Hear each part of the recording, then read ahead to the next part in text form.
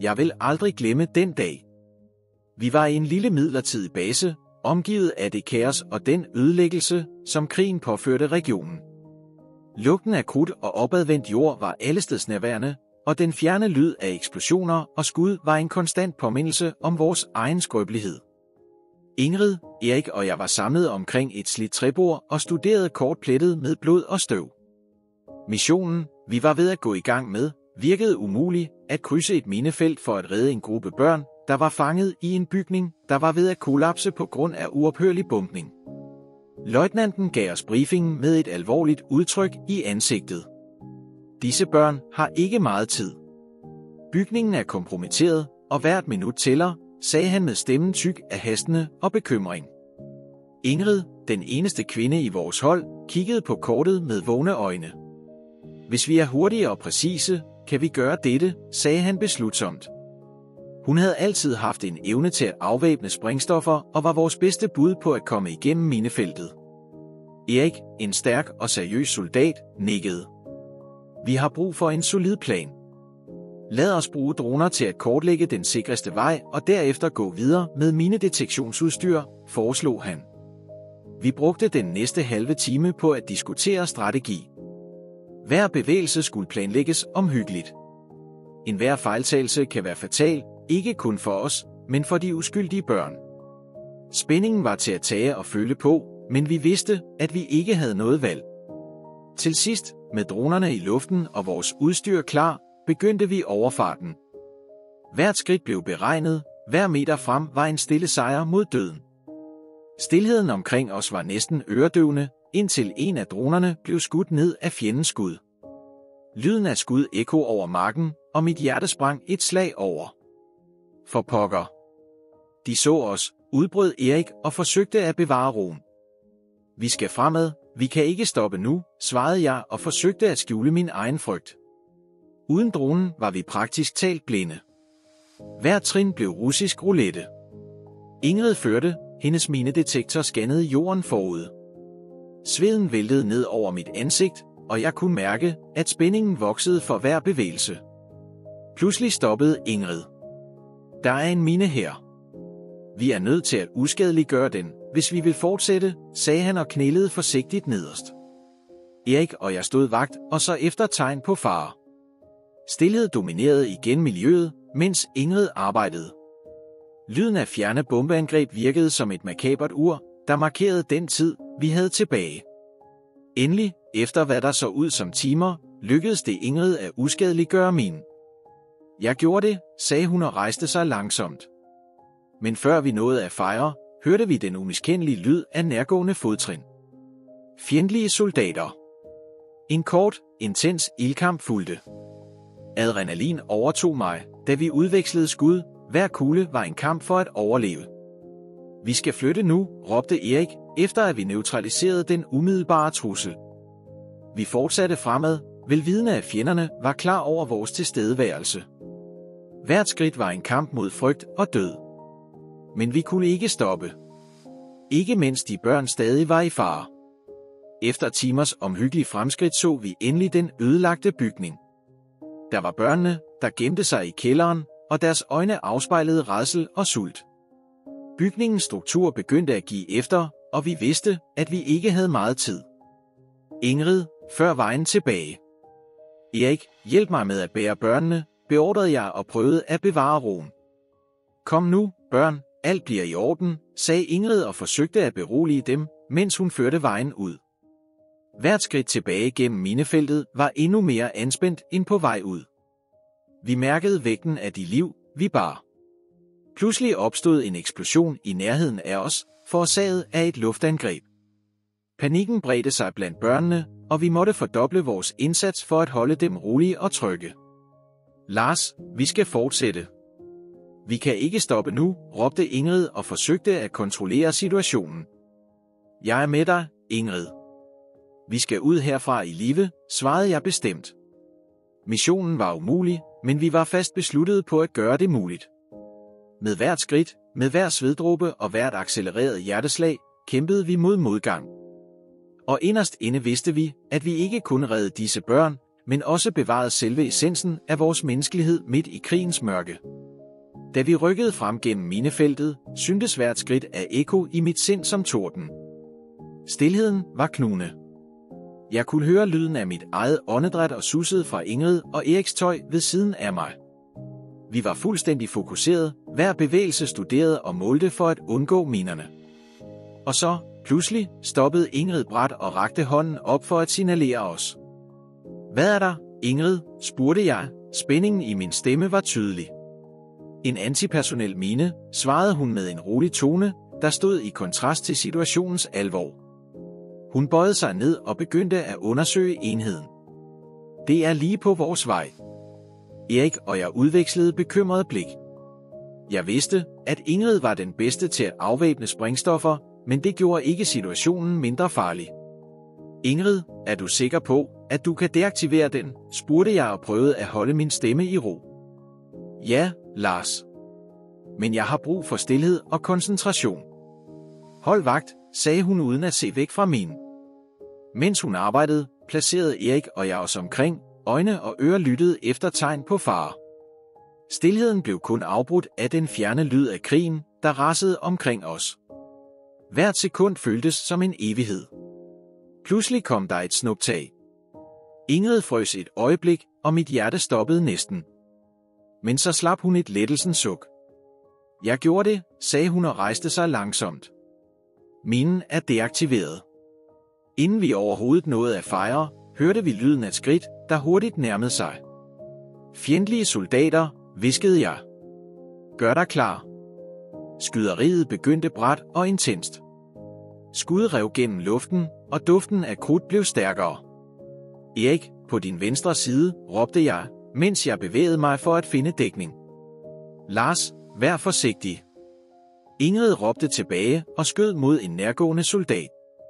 Vi kæmpede med alt, hvad vi havde, og forsøgte at spare ammunition, men var klar over, at vi ikke kunne tillade, at de omringede os. Lyden af skud var øredøvende, og adrenalinen strømmede gennem mine årer.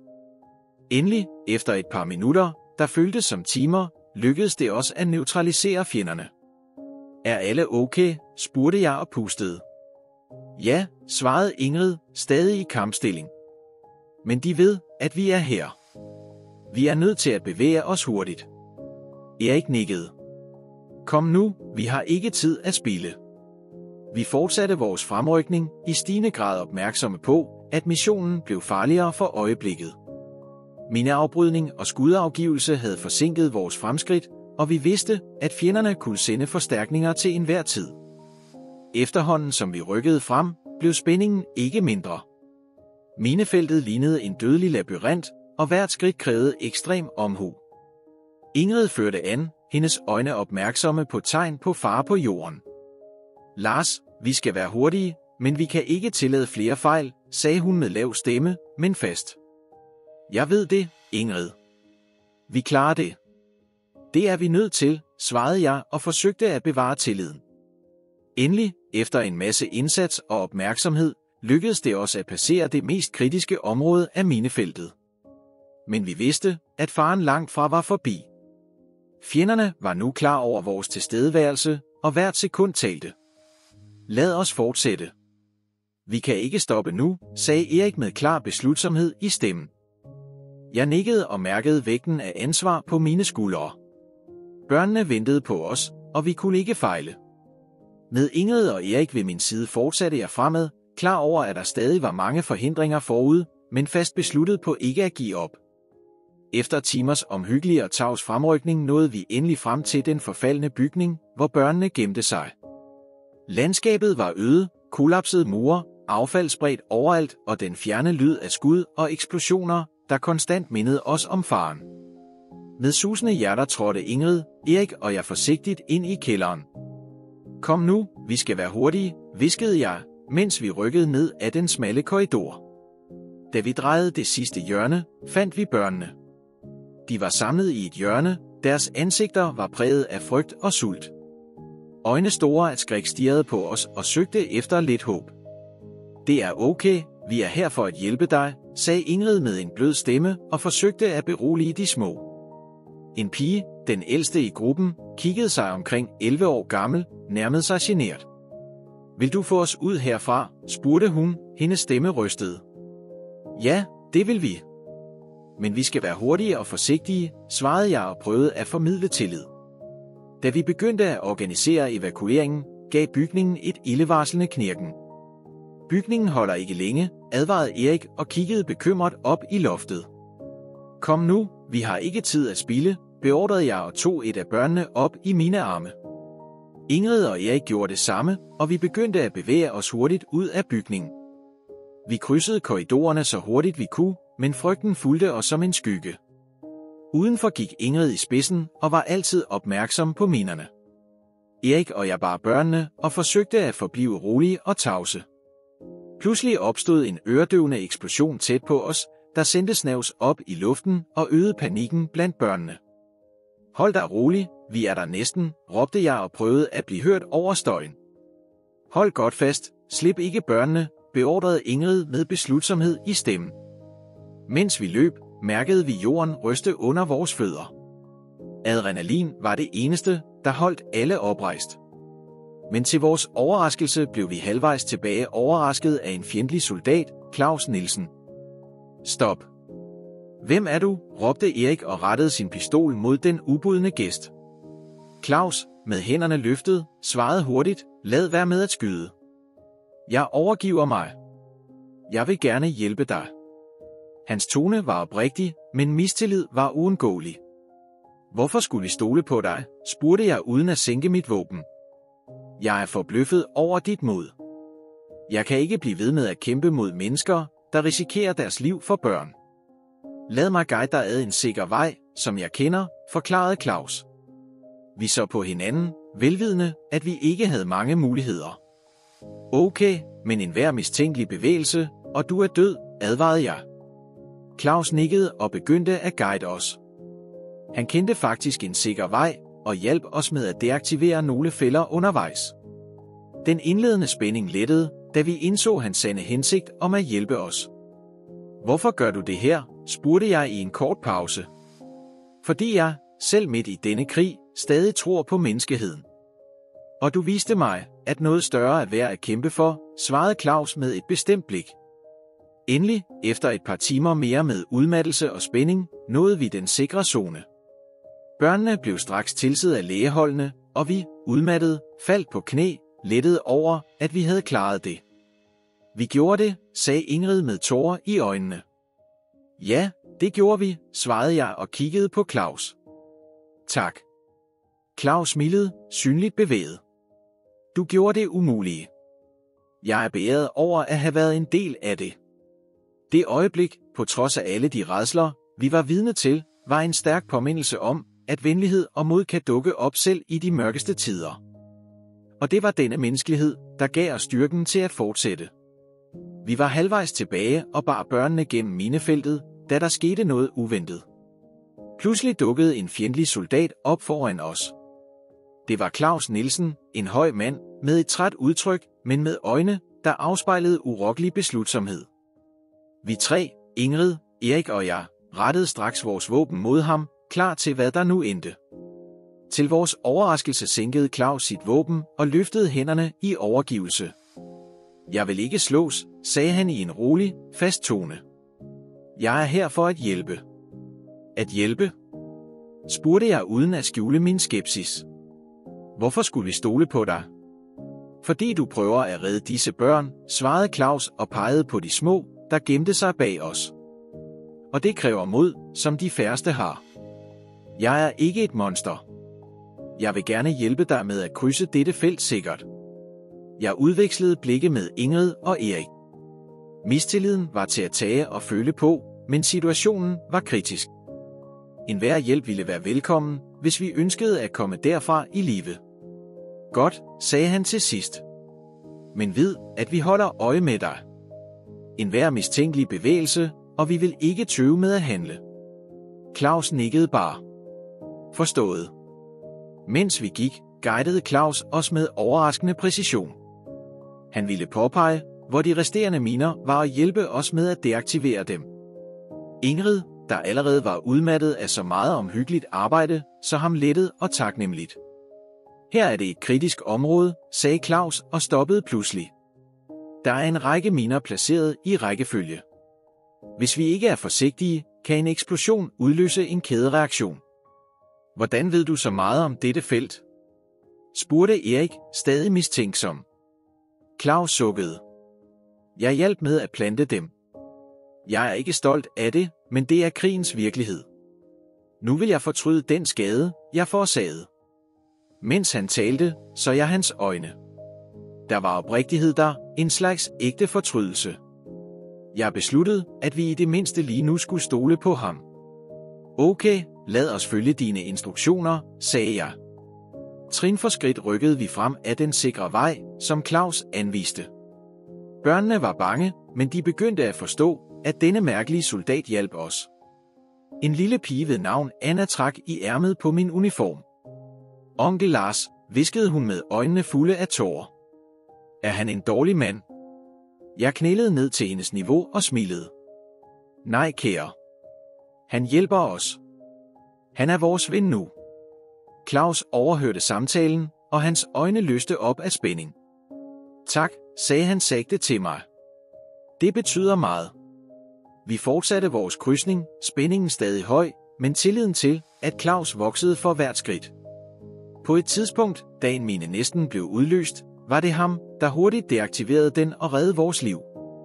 Du ved virkelig, hvad du laver, kommenterede Ingrid lettet. Års øvelse, svarede Claus med et trist smil. Da vi nærmede os udgangen fra minefeltet, begyndte jeg at føle fornyet håb. Måske kunne vi trods alt redde disse børn og komme ud derfra i live. Og hvem ved, måske finder Claus også en lille forløsning i processen. Men jeg vidste, at i krigstid går tingene sjældent som planlagt. Jeg forblev opmærksom og holdt øje med tegn på fare. Og et kort øjeblik tillod jeg mig selv at tro, at selv i de mørkeste tider, kunne menneskeheden stadig finde en måde at skinne på. Lige da vi var ved at nå i sikkerhed, syntes alt endelig at være under kontrol. Børnene var udmattede, men håbet begyndte at skinne i deres øjne. Ingrid førte an med præcision, mens Erik og jeg sørgede for, at alle holdt sammen. Det var da, jeg hørte en lyd, der fik mit hjerte til at stoppe et øjeblik, lyden af marchstøvler, der kom fra alle retninger. Pludselig dukkede en gruppe fjendtlige soldater op fra trægrænsen anført af major Holger Bjørnsen. Holgers kolde, beregnende blik fik mig straks til at indse, at vi var i en kritisk situation. Overgiv dig nu, ellers dør alle disse børn, forkyndte Holger, mens stemmen skar som en klinge. Jeg kiggede på Claus, som var ved siden af mig, og så konflikten i hans øjne. Han vidste, at vi var i en fælde. Holger fortsatte og rettede sin pistol direkte mod Claus. Tror du, du kunne forråde os og slippe afsted med det? Holger brølede. Overgiv dig, Claus, ellers vil alle her betale med deres liv. Claus tog et skridt frem, hans hænder rystede let, men hans øjne viste urokkelig beslutsomhed. Han så direkte på Holger og råbte, det kan jeg ikke. Jeg kan ikke lade disse børn dø. Jeg kan ikke forråde den menneskelighed, jeg har tilbage i mig. Inden Holger nåede at reagere, kastede Claus sig mod ham og afvæbnede ham med en færdighed, som kun en desperat kunne have. Kaos opstod. Ingrid og Erik åbnede ild mod fjendens soldater, mens jeg forsøgte at beskytte børnene ved at holde dem nede og ude af skudlinjen. Claus, pas på, råbte jeg, da jeg så Holger trække en kampkniv frem og rykke frem på Claus. Kampen mellem Claus og Holger var brutal og hurtig.